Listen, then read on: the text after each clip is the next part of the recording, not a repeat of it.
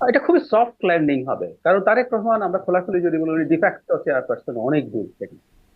সেটা 2018 সালের নির্বাচনের আগে বেগম খালেদা জিয়া তো জেলে চলে গেলেন। সুতরাং তখন থেকেই, তারও আগের কথা যদি বলি, তিনি মায়ের পাশাপাশি নিজেও এই দলের সাথে ইনভলভ ছিলেন। তারও আগে যদি যাই, 2001-06 যে সময়টা, সে সময় থেকে তিনি সাংগঠনিক ভাবে দলের কাজে ইনভলভ হয়ে তিনি তার যাবতীয় দায়িত্ব পালন করা, সংগঠন বোঝা।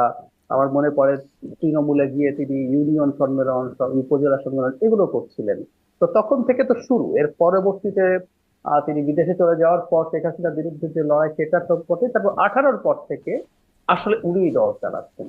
এটা ফ্যাক্ট। ডিফ্যাক্টো চেয়ারপারসন তিনি। বেগম খালেদা জিয়া যখন বেরিয়ে আসলেন তখনও তার ফিজিক্যাল ফিটনেস ভালো ছিল না। তার পক্ষে, আর শেখ হাসিনা যতদিন ছিলেন ততদিন পর্যন্ত তার সেই অর্থে রাজনৈতিক কাজে ইনভলভমেন্টেরও সুযোগ খুব বেশি হয়নি। উনি যা বাইরে ছিলেন, বাসায় ছিলেন, কার্যত তিনি গৃহবন্দীর মতোই ছিলেন। তো সুতরাং কোন রকম কোনো সমস্যা নেই, খুব ভালোভাবে এটা হবে বলে আমি ধারণা করি। তবে যেটা হয়, যতদিন পর্যন্ত তিনি সজ্ঞানে ছিলেন, যে অসুস্থ হলেও ক্রুশিয়াল কোনো কোনো জায়গায় হয়তো একটা অপিনিয়ন, বা তিনি, বেগম খালেদা যে একটা অন্য রোল ছিল সেটা তার দলের ভেতরে। এবং আমি প্রায় বলছি, ওনাকে আসলে আমাদের খুব দরকার ছিল। ওনার এক ধরনের জাতীয় অভিভাবক, জাতীয় মুরব্বীর একটা অবস্থানে উনি চলে গিয়েছিলেন, উনি বিএনপি চেয়ারপারসন হলেও। ফলে আমাদের এখন বা নির্বাচনকালীন সময় পর্যন্ত, ইভেন নির্বাচনের পরে, গণ অভ্যুত্থানের পর ফ্র্যাজাইল স্টেট গুলোতে নির্বাচন হয়ে গেলেও আসলে দেশ যে খুব মানে স্থিতিশীল হয়ে ওঠে তা না, কখনো কখনো সংকট থাকে।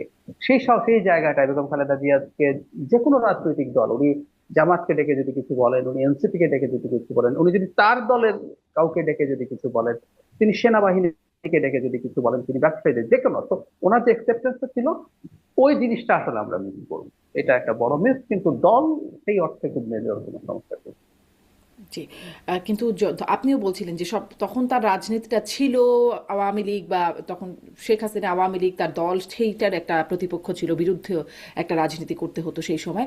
এখন একটা পরিবর্তিত পরিস্থিতিও বটে, তিনি যখন দেশে আসছেন তখন পরিবর্তিত পরিস্থিতি, যদিও শুরু থেকেই এই পরিবর্তিত পরিস্থিতি পরিবর্তিত হবার পর থেকেও তিনি বাইরে থেকে হলেও তিনি চালাচ্ছিলেন, কিন্তু এখন এই পরিস্থিতিতে দেশে এসে তিনি চালাচ্ছিলেন, বা ধরেছেন, হাল ধরেছেন, চালাচ্ছেন, এখনো হয়তো কতটা শুরু করেছেন জানি না। তার জন্য সামনের পথটা কেমন হবে? নেতৃত্ব সামনে, উপরে, মাথার উপর অভিভাবকের যে জায়গাটা ছিল সেটিও চলে গেল, কেমন হবে ডক্টর জাহেদ?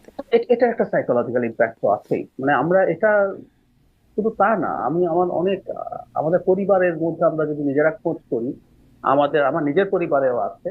আমাদের অনেক গ্র্যান্ড মাদার, গ্র্যান্ড ফাদাররা মাঝে মাঝে হয় না যে প্রায় আনকনসাস হয়ে কোন রকমের বেঁচে আছেন। হুম, হুম, তারপর না একটা মানুষ আছে, এটার একটা আলাদা বোধ থাকে।